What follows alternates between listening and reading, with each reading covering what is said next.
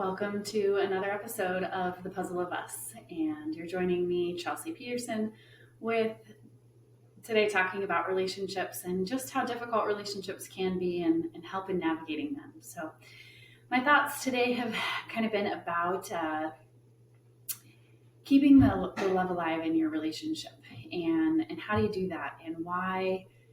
People talk about the 7-year itch and the 14-year itch and there being kind of these periods of time where you start to really kind of question the relationship of, we don't love each other like we used to. And that's certainly true. It happens in every relationship, and no relationship is void against feeling some of these turmoils that happen in relationships. And so on today's episode, I want to talk about how to keep your love alive.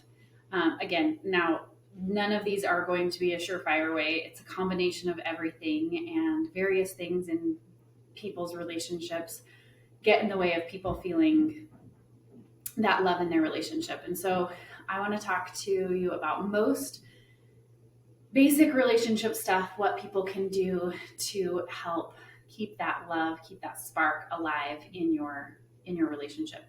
So if we're what's the famous saying of all emotion stays in motion, right? The law, the scientific laws that I'm not good at and forget about and don't have space in my brain to keep. But we really, if we are not moving forward, we are becoming stagnant and we are falling backwards, or things around us are continuing to move and evolve, and our relationship is sort of staying stuck.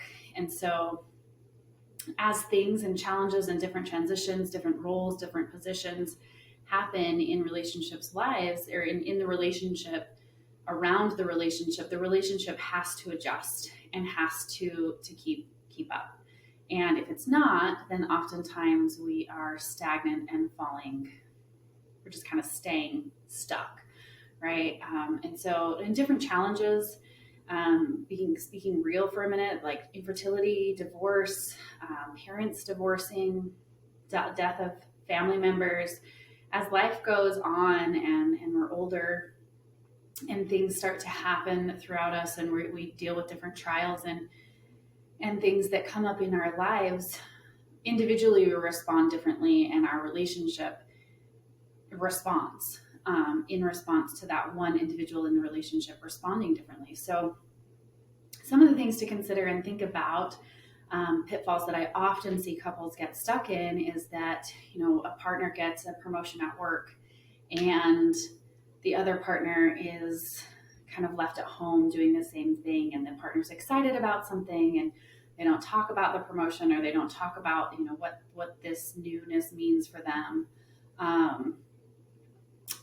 Oftentimes when kids come into the picture and you have let's say a traditional husband and wife, husband goes to work, wife stays home, wife becomes more involved with the kids, and husband becomes more involved in the work. And then there's no space for them to really come together and really be together. So often it makes it hard, when couples tell me, I'm not sure I love you anymore, or we've fallen out of love, or I don't love you like I used to. I don't love you like I used to doesn't worry me as much, just because love is always changing, it's always evolving, and always should be. And so I certainly don't love my husband the way I loved him when we were first married. And in a lot of ways, I love him more, and I'm more grateful for him, and for different reasons and for various aspects. But it oftentimes when a partner or when an individual is, moving, changing, growing, and one partner is not, we see that gap widen. We see that chasm, that divide kind of come in and separate people. And then we feel like we're standing on, oftentimes couples have described it to me as like standing on opposite sides of the Grand Canyon.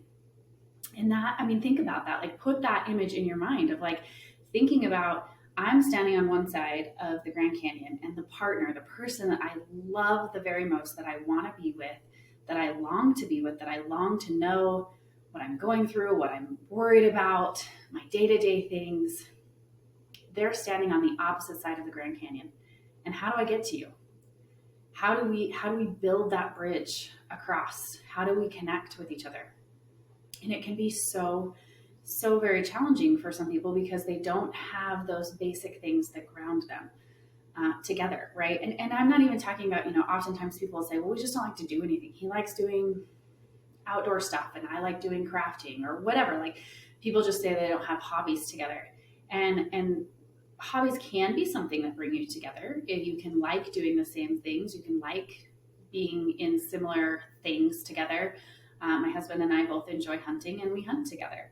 But not every couple has to do that. Not every couple has to have big things that they like to go do together. But they do have to be able to spend time together and have engaging conversations and learning new things. And so sometimes that's figuring out how to do a craft that involves your husband and say, hey, I need some help with this, or what do you think about this, or how do you like these colors, or whatever it might be. And for husbands, involving your wives, let's garden together, let's build this together, and doing things together, having those goals, even though maybe our hobbies are still very separate and individualistic. So spending time together, regardless of what it is, that doesn't include TV or numbing out, right? And having conversation, having engaging conversation. Gottman, who is a very, he does a lot of couples things. He has a really great app that's called Love Maps. You can download it on your phone, and it has lots of just questions to ask, basic questions like things that you knew about your partner that maybe I don't know now. What was the last book you read? Who's your favorite character? Who's, if you could be any character in a book, who would you be? So there's lots of like fun questions like that. There's sex questions. There's things like that. Gottman also wrote a book called the 8 Dates that I encourage my couples to go do those dates. Each of those 8 dates go through like different challenges that couples face, like trust, finances, in-laws, parenting, things like that. And he describes the date, and you have the conversation based on whatever the topic is. And it's a cute book. It says, like, for the trust one, it says, go find a place that has an outlook or an overlook of some place that you can, park a car or have a picnic or get some food and for takeout and go sit at that spot and have this conversation overlooking something. And so I certainly recommend those books, but finding ways to have engaging conversations. Another common thing that couples like to do is even just at the end of the week, sort of doing a check-in with each other of, what do you got going this week? What's stressful for you? What are you not looking forward to? What are you looking forward to? And spending some time every week just having basic conversations rather than, hey, how are you? How's your day? I'm fine, right? So having those more engaging conversations. Sometimes politics, sometimes world things that are happening in the world. Right now, there's the war between Russia and Ukraine. I don't know much about it, but maybe my husband does. And so engaging in those conversations of like, tell me about it. What do I know? Like, what should I know? Should I be worried? Whatever it is, having those engaging conversations, both personally and with what's kind of going on in the world. Different viewpoints on things, being able to challenge each other, but doing it in a way that you are approaching it from I want to get closer to my spouse, not that I want to have a debate. Oftentimes when you bring up things, very politicized things, oftentimes people don't want to bring that into their relationship or don't have the conversation because they fear that, well, my partner wants to immunize and I don't want to immunize. And so we can't even talk about that topic. And so if there are topics like that are kind of hot button topics for you, don't talk about them. Don't bring them up. Don't discuss them until later. We'll get to how to discuss those and how to have those discussions later. But for right now, just the everyday kind of checking in with your spouse. What are some of their biggest worries? What are they stressed about this week? Things that are, some people call this a companionship inventory. Some people call it the relationship check-in. I have a one that I use often that I'll give to clients, and we can include it in the clip notes here for this podcast. But just gives you an idea of what kind of questions do I ask my partner, and sitting down and doing it on a regular basis so that it becomes familiar. It becomes something I can count on. It can become a connecting experience for us rather than a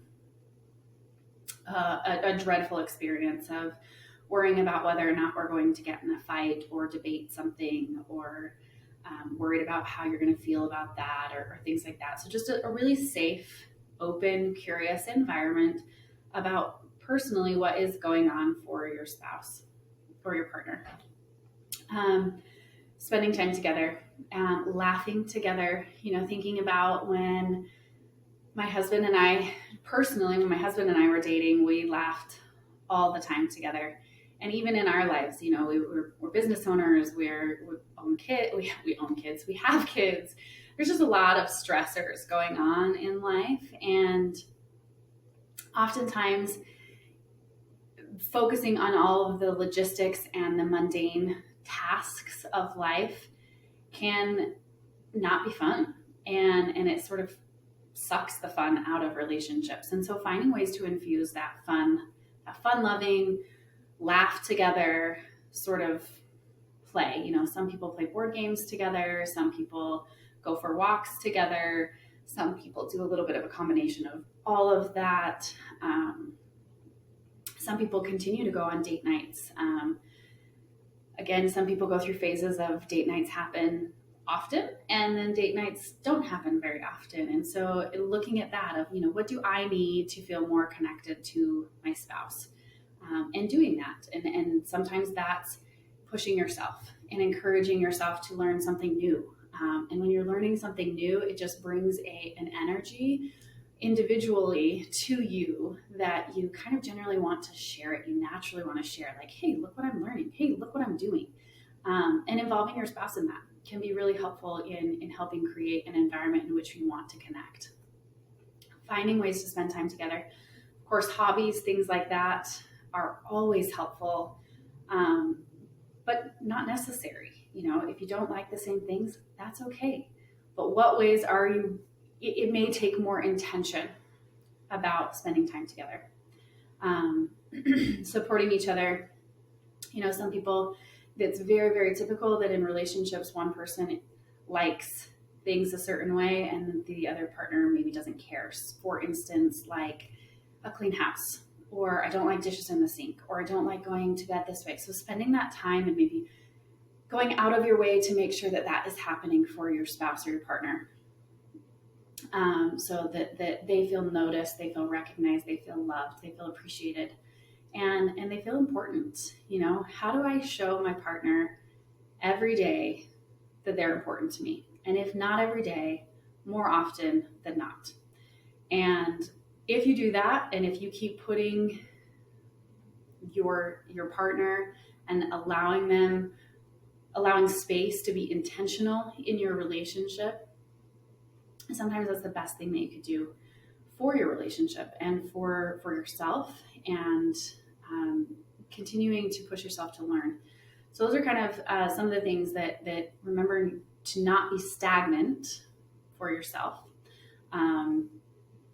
So always be learning something, whether it be reading a book, or, it doesn't even have to be like learning actual, like, real world things, but say, I want to read a book about crocheting or whatever, or I want to read a fictional book I want to read Harry Potter, or I want to read the Star Wars, or I want to read, it doesn't matter what it is, but pushing yourself to just kind of continue to learn and expand is really important, because especially if one partner is kind of naturally doing that because they're out of the house, going to work, continuing to learn things, then one partner can become expanded and one partner can't. And so, or stays kind of stagnant. And so just want to make sure that this is happening in your relationship, that we're moving forward, that we're continuing to learn.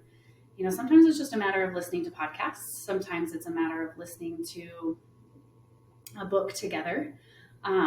Sometimes I know a couple who reads a book together every night, and one partner reads one page and one partner reads another page. And so again, it's doing something physically. Well, first of all, to read a book, you kind of have to be close if it's a physical book. But even if you're both reading individually from an iPhone or a phone or something like that, you both have to sit somewhat close to each other. But then you're also taking turns, and you're telling your story in your own way, and character voices kind of come out, and it gives room for you to even talk about, well, I picture it looking like this, or from what my mind is envisioning, this is what I picture, or this is what I see happening or unfolding, or what do you think is going to happen? And it can create a lot of discussion in your relationship, and that oftentimes is not happening in relationships, which is, we talk about all the mundane things of the world and the to-do lists of living. Another thing that can be really connecting is think about the last time you had a conversation with your spouse with having eye-to-eye contact, like actually sat and talked to each other, whether it be facing each other on a couch or a bed or on the ground or wherever, right? But this is often done when relationships are new and when they're starting out, as we sort of we sit close to each other, we cuddle, we sit on each other's laps, we stare into each other's, that closeness. There's just an easiness about it, and we're constantly kind of looking in each other's eyes and having these conversations, these really connecting conversations. And such as life, as life goes on, those begin to happen less and less. And so being really intentional about even having eye-to-eye contact conversations, sitting down and having a conversation even about the logistics of the day, rather than being at the sink washing dishes and having a conversation about who's picking up the kids, right? But sitting down and sort of doing it together. That eye-to-eye contact helps your nervous system really feel supported. It helps your nervous system to know that I'm not alone, that I'm not the only person thinking about this. And so really finding a way to connect and eye-to-eye contact, having those conversations, even if it is about logistics of the day, the week, the hour, sometimes can be very connecting for your nervous system, especially your nervous system, to know that I'm not alone. So kind of in wrapping up here, a couple of things.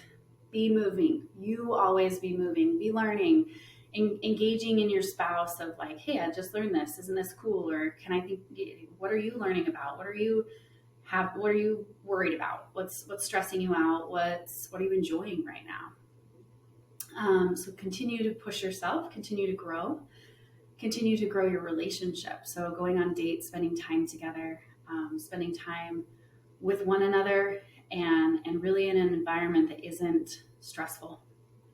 So whether that's laughing together or doing, these 8-date books, or getting the app from Gottman and using something to really connect, have fun together. Spending that time together is really, really great. Creating a hobby together may be a great one. Maybe neither one of you really like doing each other's things, but maybe you both kind of like gardening, or could get into it, or would like to grow something. Doing it together. So finding a hobby together, if you don't have one that you do together, that's our thing that we do. Finding something that you can do together. And then also having those eye-to-eye contact conversations is really, really important for keeping that connection alive in your relationship. Relationships are going to be a roller coaster, and sometimes you're going to feel really close and connected, and other times you're going to feel like you are that partner that is standing on the opposite sides of the Grand Canyon. And that is just the nature of relationships, but it's also knowing when we feel that separation, how do we really reach out to our partner? How do we signal to them that we aren't feeling close and connected?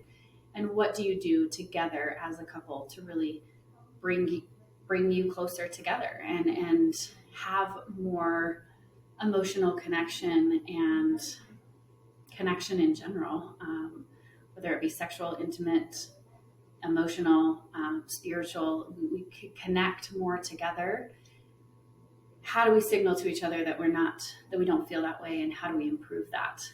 That's really the mark of a very strong, healthy relationship.